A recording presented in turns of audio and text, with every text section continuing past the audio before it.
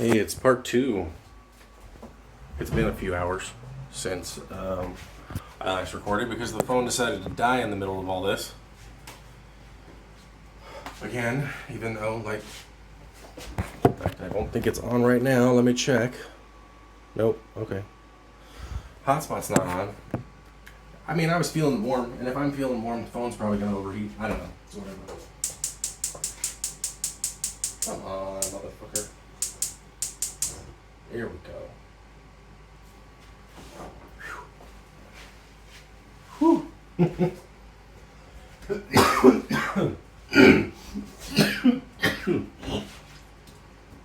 Cough is going away for the most part. But I was in the middle of talking about things like film and video and stuff, and I was getting into I was getting into stuff I actually liked, which is weird. I don't usually like things. But I finished watching My Octopus Teacher. Good film. Like I said, I don't know how much of this got caught on the previous one, but it definitely felt like a combination of like a biography / autobiography mixed with documentary. The gentleman who filmed it, I can't remember his name right now, but it's not just him. It was him, and others, directing and filming and all that. And I mean, it was incredibly well shot. The composition was amazing. Like, it's a stunning film. Straight up. Absolutely stunning. Beautiful, gorgeous. And apparently some of the footage that they used that didn't make it into that movie was also used in, I think it was Blue Planet or Planet Earth 2, whatever it was. I was looking at the wiki about it because I wanted to know a little bit more. And yeah, so I can see, why people had these reactions that they had. You have this really well-crafted story. I mean, how much of it is honest to God, the truth, and it doesn't really matter. I mean, that's the nature of film. Often you'll never really know the true truth, if you will. But if you just take everything at face value, it's a really heartwarming story. And it's about a man who has approached, using his filmmaking career and skills to go and help bring, public consciousness of the kelp forest in South Africa. Dude's really well off, so he's able to take a lot of time off to do this whole thing, and he's taking footage of this, that, and the other, and it's really well done, really moving. You can even see that point later in the film where he's like getting really emotional, and like they hold on him, and it's wonderful. And I don't know if I recall putting it in the part that got recorded before, but I do realize that I should watch more movies. I think I'm going to watch like Raging Bull soon. I need to watch a couple of other films that are, like classics. Because, one, I mean, I've already got them in one way or another, and if I don't, I can grab them, no problem. But two, it's like, when I was talking about it, and a good chunk of it that didn't get recorded, like, I got to remember some of the things that I liked about, whether it be filmmaking or whatever, just the world of media production, acting as well. That's where I was making all my friends, was through that whole program. I wasn't making friends in my math class or in my this class or whatever. I was making it in my media classes because that was the stuff we were all doing. And I still don't know what I want to do with regards to work and making money and all that crap. And it's funny because I was like, I decided that I needed to move to Texas because it's going to be cheaper and it's going to give me opportunities, at least financially speaking, to take my time to do stuff. And I still fucking hate that idea.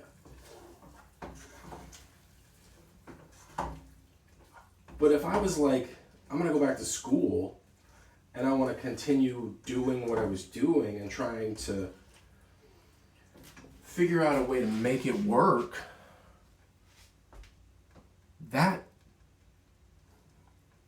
that's not upsetting to me. It's like I still want to be here. I still want to do what I've been doing. And as much as that I've hated everything about my life, that was a point in my life where even though it wasn't, sunshine and rainbows, far from it,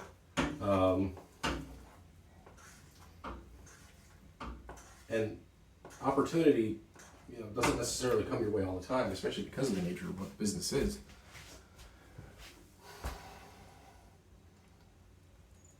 I care more about it. I used to want to be an actor because I wanted to be famous, because I wanted all of the benefits that came from it. I didn't think about all the negatives that came from being, a super famous mega star celebrity, because I didn't know. I wasn't aware of these things. And while still some of the bonuses are tantalizing, they're not my driving force anymore.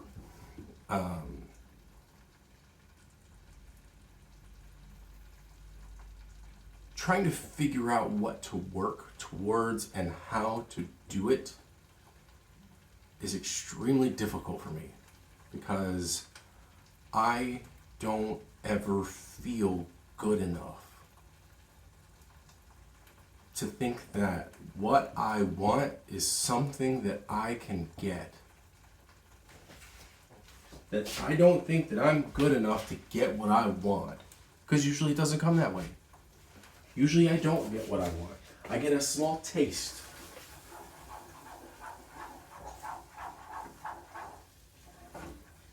And it's funny because, again, I had just started using a video editor again, and it's a totally different one than what I'm accustomed to.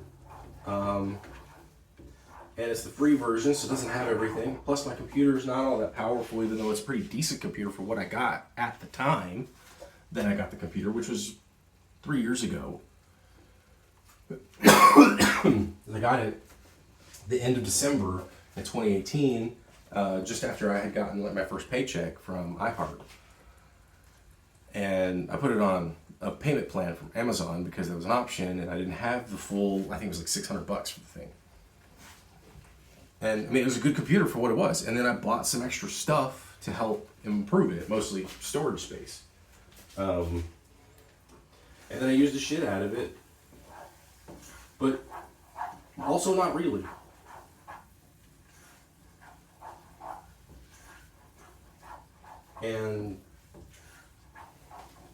But analysis and understanding of these things, it makes me want to continue doing them, which is weird for me because it's not something that normally comes to me.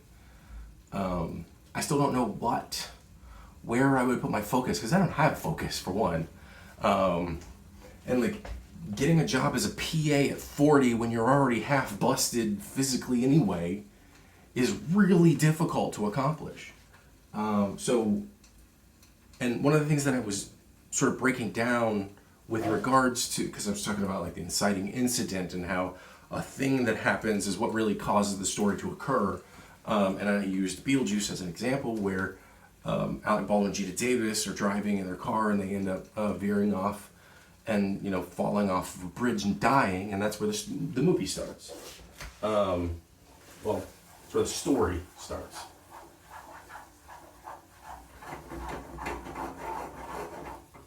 And because of all that, I was talking about that, and I was talking about, I was breaking down all these other things, and I've gone back in the past.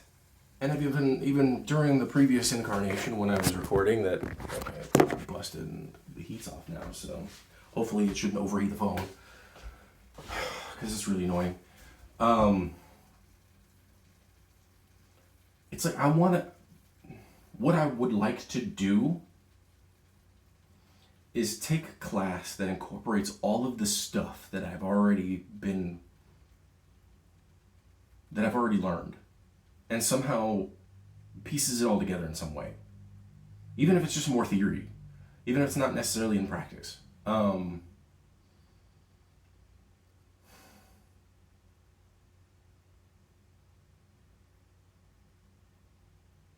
You know, I've had to drop so many classes for one reason or another, and that's one of the biggest frustrations about all of this, is that I have not been able to maintain a stable enough life to be able to pursue things that I might be ambitious about. And even when I'm ambitious about something, it's often the wrong thing. And it's really fucking frustrating.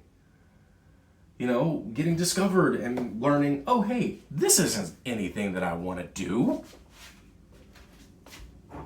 Because I am not a person who wants to spend all of my time by myself. Sure, I'm doing it now, but that's because it's more of I have to, not because I want to. I'm sure there's some, you know, social anxiety issues and some other shit that's going on too, but generally speaking, that is not the thing that I like. It's not how... I'm an extrovert. I'm an extrovert with social anxiety. You can be an extrovert with social anxiety. You can be an introvert with social anxiety. You can be an asocial extrovert, which is kind of the same thing, but also different. You can also be an asocial introvert. You can also be a very sociable introvert. You can also be, well, I've already done the asocial part. And, you know, why was it bringing it up? Let's bring it up because I have those issues. I can sometimes be asocial. Not because I want to, though. I want to not be asocial. I want to not have social anxiety issues. I just remembered why I was caring about this bottle at one point. So, this little pot has a tiny filter in it. And the water in this place sucks.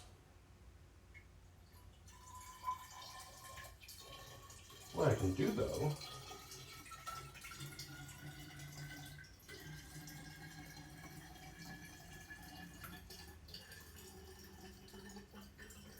oh sure, it's not, you know, a Brita filter or anything.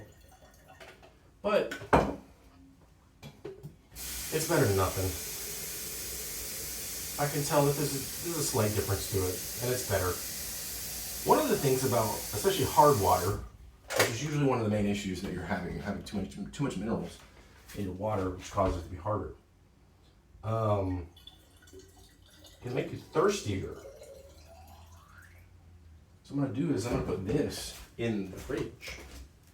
It doesn't have a cap, so I gotta be careful not bump around into it or anything. And I could fill up one of these too, but it's whatever. Could do that later. But anyway, so I have a conundrum.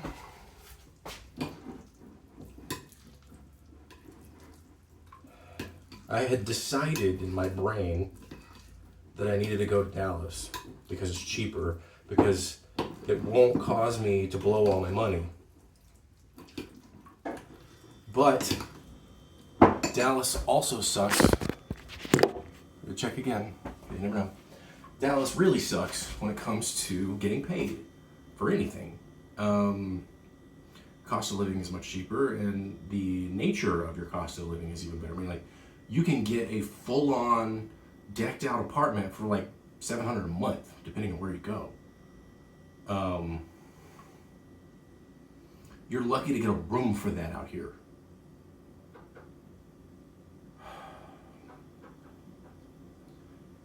And to top it off,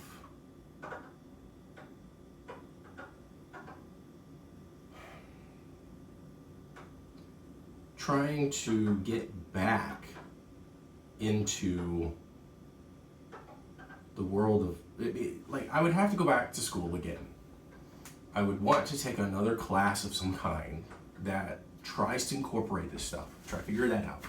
I literally went online to the school and I can't even sign into my account, probably because it's been like 2 years.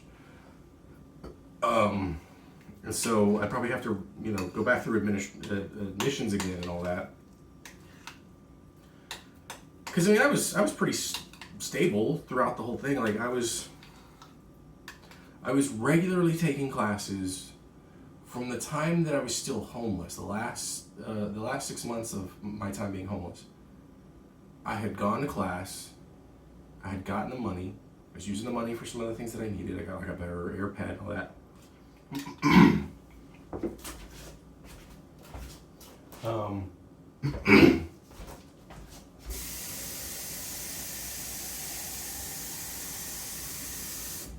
I'm drinking this one because it's whatever. Well, I could have.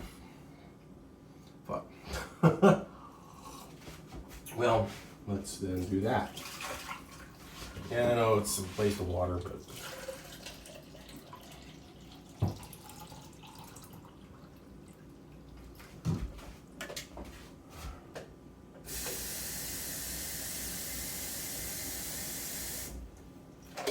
One thing you can also do to help kind of mitigate, and not always, you can boil water. Now, don't drink it boiling. You boil it and then you let it cool off. But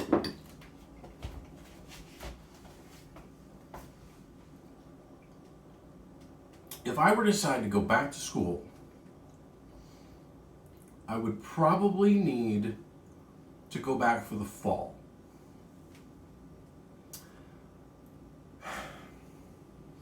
Which is like late July or late August. It's one of those two. I think it's late August, or it's generally August-ish.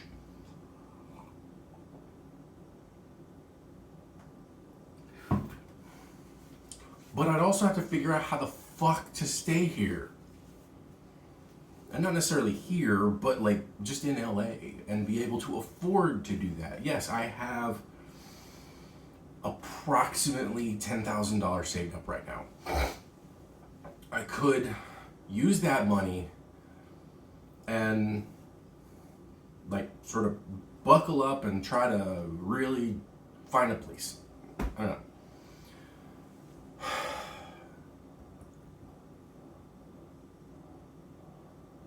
And the crazy thing is I like that idea more, but it's so much fucking harder. And I'm so bad at doing the hard thing. Because then I romanticize the outcome too. That's also part of the problem.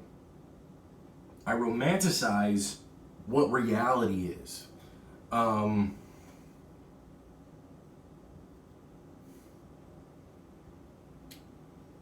And it always ends up harder. And yeah, at times rewarding, but it always ends up way harder than I think it's going to be.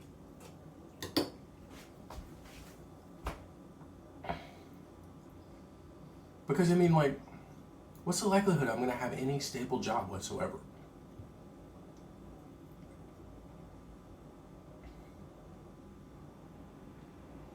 And I don't remember if this was part of the last video or not, but or the previous video, but like right now I'm not going to the store because there's a Kroger strike. And Food for Less is the nearby store. And yes, it's best to only cross the picket line if you really need something. But I'd rather not. I'd rather them not have any sales during a strike than have a small amount of sales. Because if the customers and the employees work in tandem, then that shows more power. That shows that there is real influence to the nature of the strike. And I want to act in solidarity with the strikers so that they can get better working conditions, because not only do they need them because they're already bad, but I need them when I go back to work too. And no, it's not inherently selfish. There's no such thing as a selfless good deed. I would agree with that part of Friends. But it's not inherently just purely selfish either. Like, I'm a person who empathizes with people. I've worked in retail. I've worked in grocery stores. I've worked at fast food. They all suck. All of them. We need better working conditions and better pay. And, well, pay is part of working conditions because it is conditioned upon your job.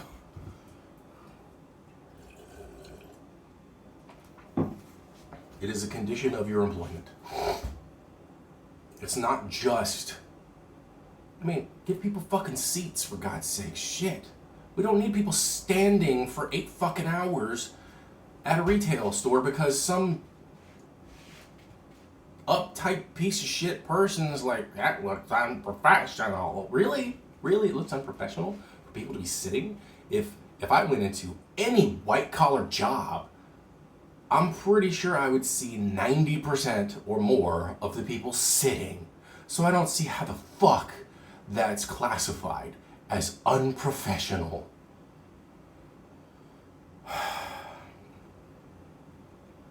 So I've got to figure out what my next step really is now. I've got to figure out if I'm actually going to try to go back to college or if I'm going to leave. I don't want to leave. And I'm sure that's the main decider.